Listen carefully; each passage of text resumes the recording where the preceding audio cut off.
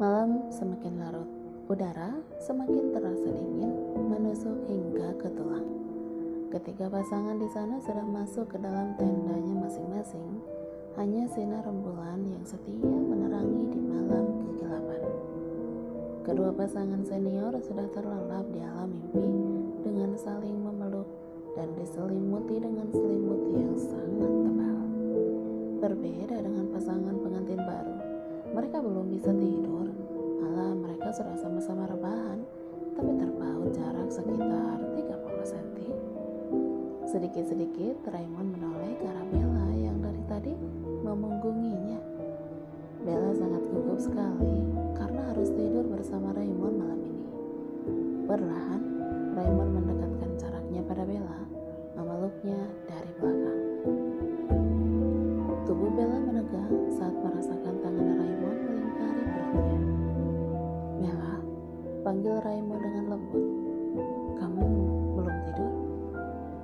Belum, jawab Bella dengan grogi. Raymond membalikkan tubuh Bella menjadi menghadap ke arahnya. Bella menelan salipa merasakan hembusan wangi nafas Raymond, apalagi jarak wajah dan tubuh mereka begitu dekat. Kamu kelihatannya gugup sekali. Tidak, jawab Bella dengan terbata. Aku tidak akan memaksa kamu jika belum siap. Kita bisa melakukannya di lain waktu. Apalagi di sini tempatnya tidak empuk. Aku tidak ingin punggung kamu sakit karena aku ingin melampiaskan semua rasa rinduku kepadamu. Bella bergidik ngeri mendengarnya. Bagaimana kalau besok kita bulan madu? Apa ada tempat yang ingin kamu kunjungi? Bella berpikir sejenak. Aku dari kecil sangat penasaran dengan kapal pesiar. Raymond mengecup bibir Bella. Oke, mari kita naik kapal pesiar. Kita honeymoon ke Singapura sekalian naik kapal pesiar. Yang benar, seru Bella. Raymond menganggukkan kepalanya. Tentu saja, kita harus ke sana. Malam ini mereka hanya sebatas perciuman bibir saja. Mungkin karena lelah juga dengan acara pernikahan mereka. Mereka pun terlelap dengan saling berpelukan. Hari yang dinanti telah tiba. Sesuai yang dijanjikan Raymond membawa Bella naik kapal pesiar yang berlayar dari Singapura ke Penang dan Phuket. Mereka akan menghabiskan waktu bulan madu selama 5 hari 4 malam di sana.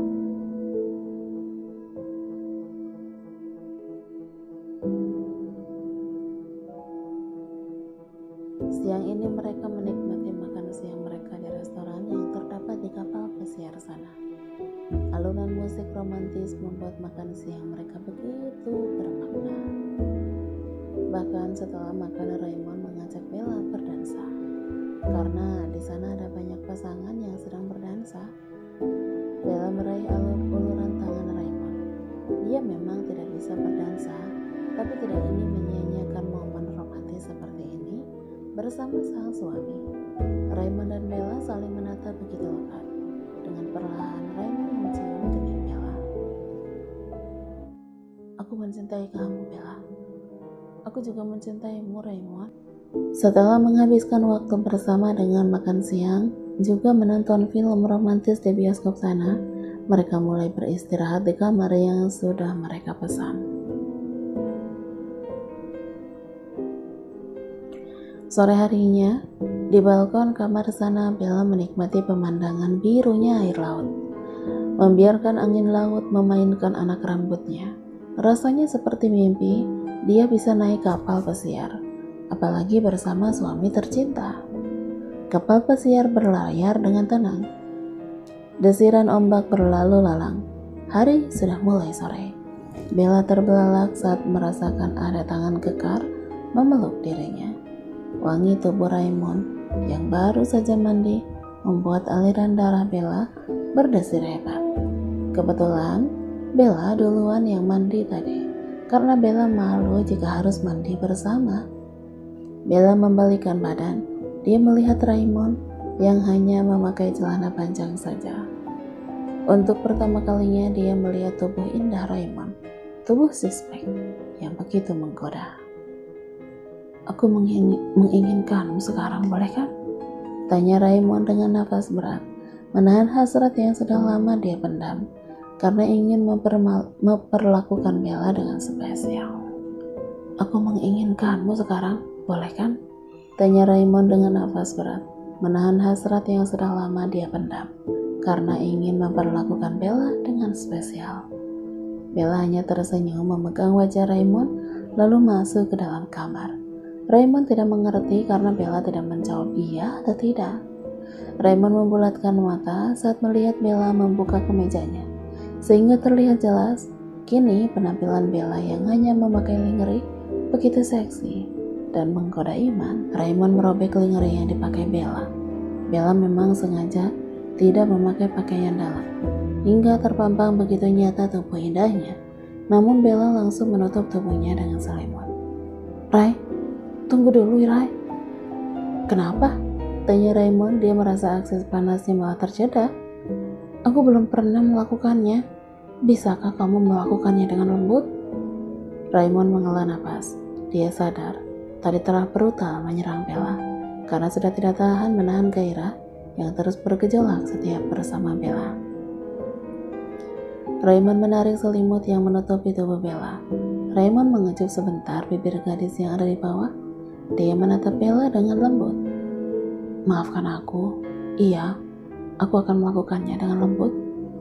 Tidak dibayangkan sebelumnya, Bella pikir hanya mencapai satu pelepasan saja. Rupanya, Raymond membuat dia mengalami pelepasan berkali-kali.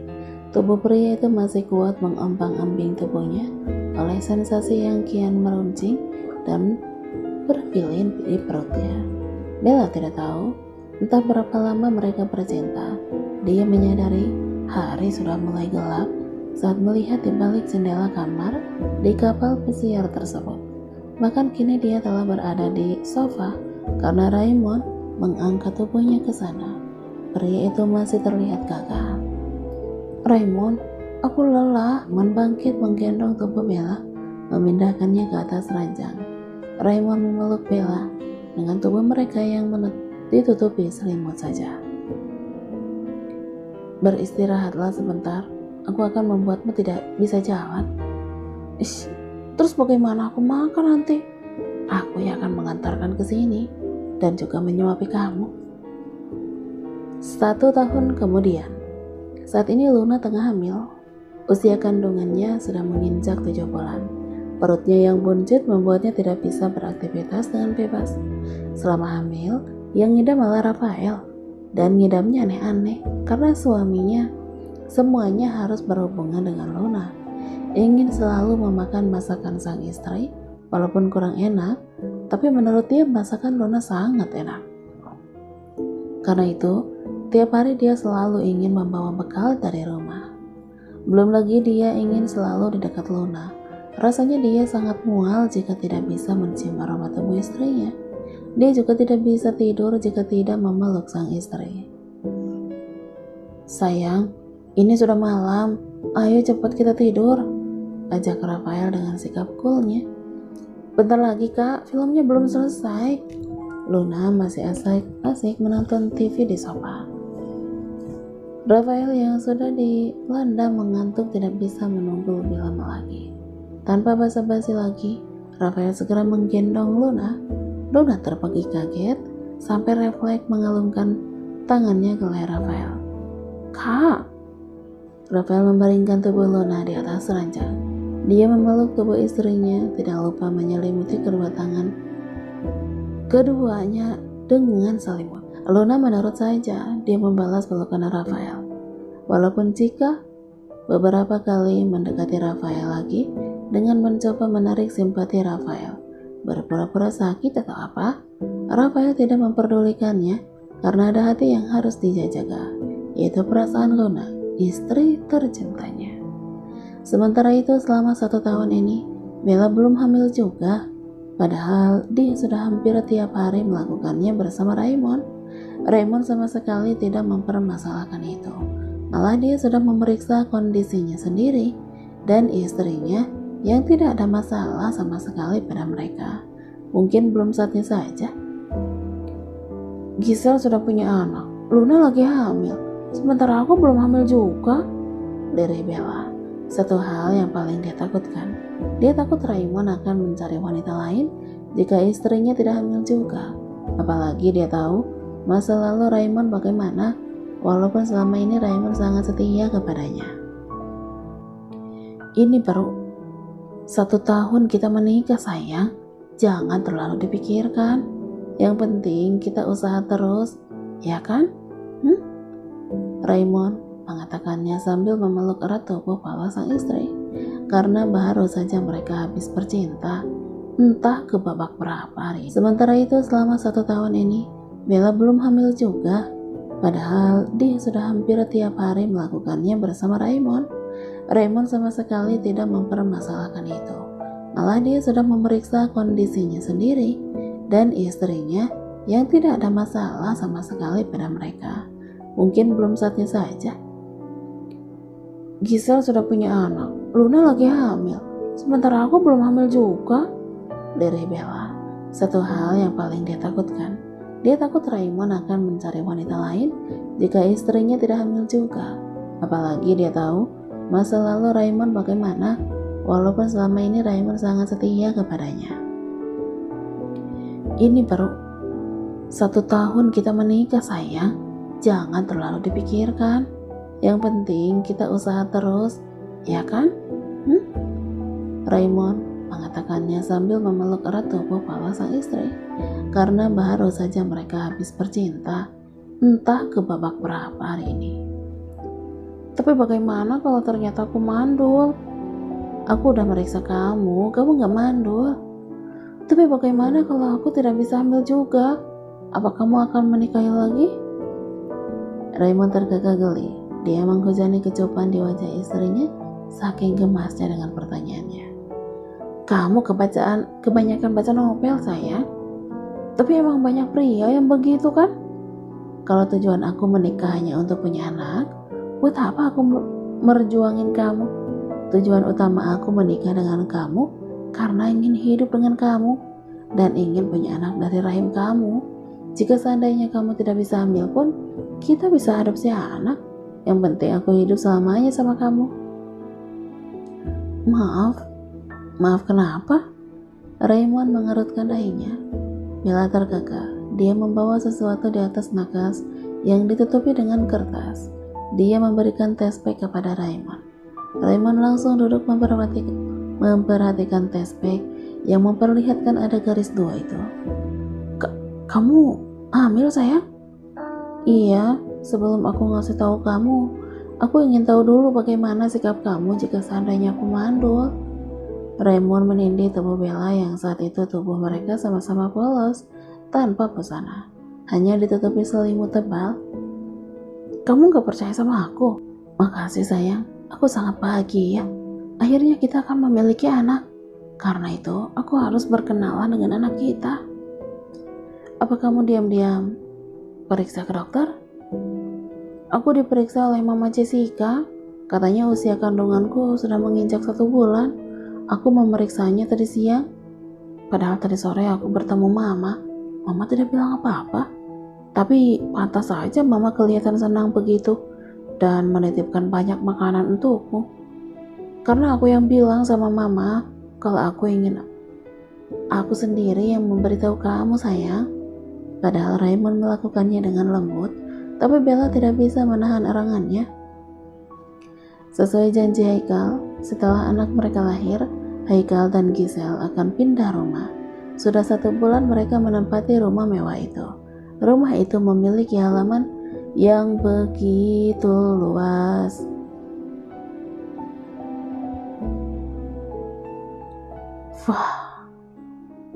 Bahkan terdapat pavilion yang tidak kalah mewahnya di belakang rumah itu. Gila sih kalau punya yang kayak gini. Bayi mereka kini baru menginjak usia 5 bulan. Sosok bayi yang begitu tampan seperti bapaknya. Bayi itu bernama Nicholas Sebastian Adelardo. Mereka sengaja membawa nama keluarga mereka di dalam kepanjangan nama sang anak. Karena Haikal tidak ingin Gisel kecapean, Haikal mulai memperkerjakan beberapa ART di rumahnya untuk membantu Gisel dalam pekerjaan rumah termasuk mengurus Nico. Agar privasi tetap terjaga, Haikal menyediakan rumah khusus untuk para ART di belakang rumah. Para ART hanya bekerja dari pagi sampai sore saja. Malamnya mereka gunakan untuk beristirahat. Malam ini Haikal sedang menggendong Nico, membiarkan sang putra tidur di pangkuannya. Dia tersenyum penuh rasa gemas, memperhatikan Nico yang tidur begitu pulas. Haikal mencium pipi Nico dengan lembut, lalu menidurkannya di kasur bayi. Haikal menyelimuti tubuh Nico dengan selimut bayi. Tidak ada bosannya Haikal terus memperhatikan sang putra. Selamat tidur Nico ku sayang. Haikal mengusap dengan lembut pipi Nico. Gisel yang baru masuk ke kamar membuatkan segelas kopi untuk Haikal. Dia tersenyum memperhatikan Haikal yang sedang memandangi Nico.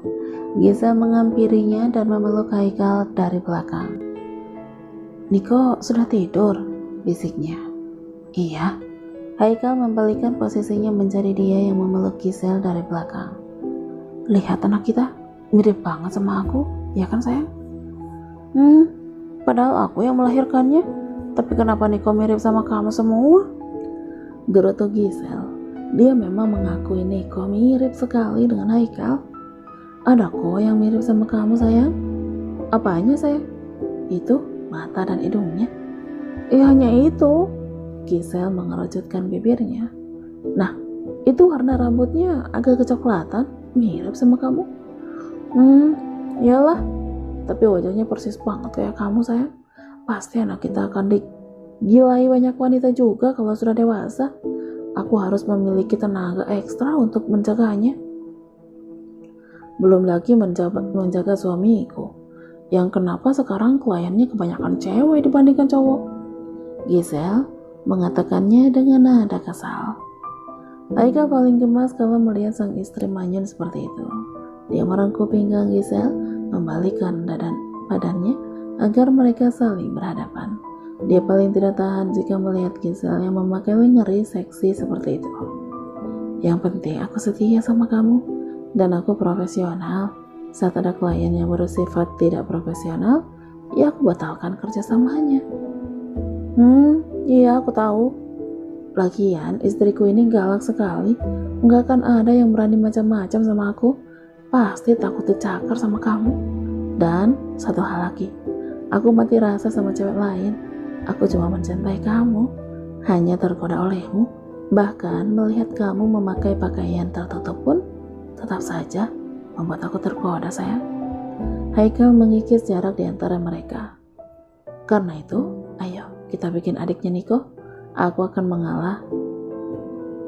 Kita buat anak yang mirip dengan kamu. Itu kopinya belum diminum sayang. Haikal melepaskan Gisel.